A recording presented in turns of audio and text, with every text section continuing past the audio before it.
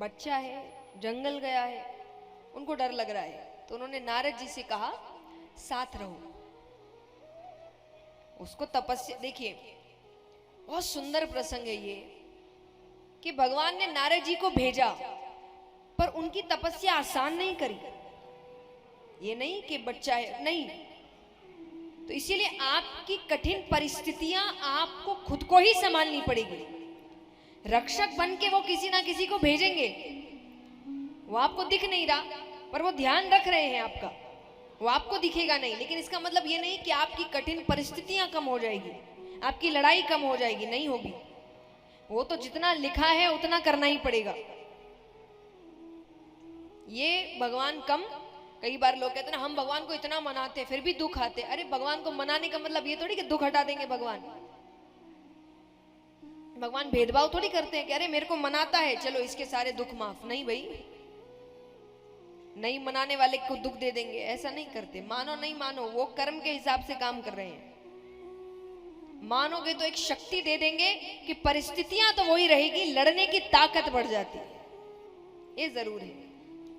लेकिन ऐसा नहीं है कि वो परिस्थितियां हटा देते हैं, लेकिन रक्षा करते हैं, ये पक्की बात है। ये आपको मैं हमेशा, मैंने कल भी कहा,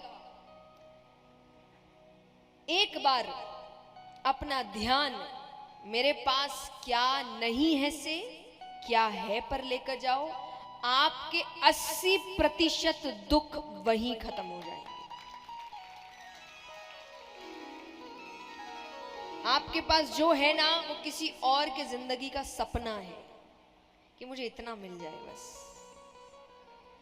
इसका मतलब ये नहीं कि और के लिए मेहनत नहीं करो, मेहनत जी भर के करो, जितना चाहिए उतना ग्रहण करो अपनी मेहनत का। मैं नहीं कहूंगी संतुष्ट हो जाओ, जो चाहिए उसके लिए जी तोड़ मेहनत करो, दिन रात एक कर दो, लेकिन जो है उस पर तो ध्यान दो। हमारी आदत हो गई इकट्ठा करने की। जैसे मान लीजिए कोई व्यक्ति है, उसको कोई गाड़ी चाहिए, अच्छी बात है, मेहनत करो, धन कमाओ, बड़ी से बड़ी गाड़ी खरीदो, लेकिन ऐसा नहीं है कि खरीदने के बाद वो उसका आनंद ले। वो आई, कुछ दिन हुआ नहीं कि उसका भूत उतर गया, अब कोई और चाहिए। अरे उसके लिए इतनी मेहनत करी, उसको खरीदा, उसका तो आनंद लो। लेकिन नहीं, मिलने के बाद व्यक्ति का भूत उतर जाता है, खत्म हो जाता है, अब उसको दूसरी चीज चाहिए। तो हमारी आदत हो गई है कि हम सिर्फ चीजें इकट्ठा कर रहे हैं, आनंद नहीं ले रहे।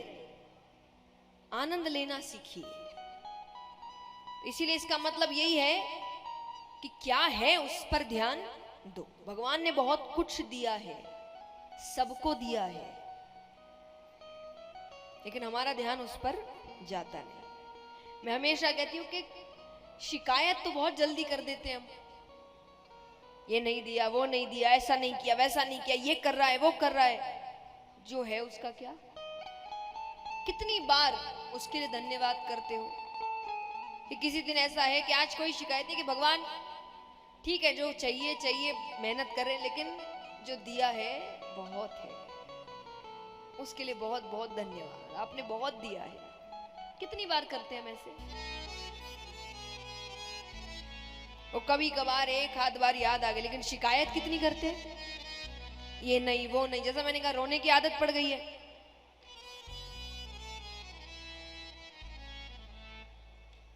कि रोने की आदत पड़ गई है, तो इसीलिए जितनी शिकायत करते हो उसको खत्म तुरंत से हो जाए, ये तो चाहूंगी यही हो, लेकिन होता नहीं। लेकिन उसको आधा करके आधा धन्यवाद करना सीखिए। और मैंने पहले दिन भी कहा, मुझे नहीं पता कि आप मेरे जाने के बाद ये बातें कितना मानने वाले हैं, तो जितना हो सके यहीं कराकर चली जाओ।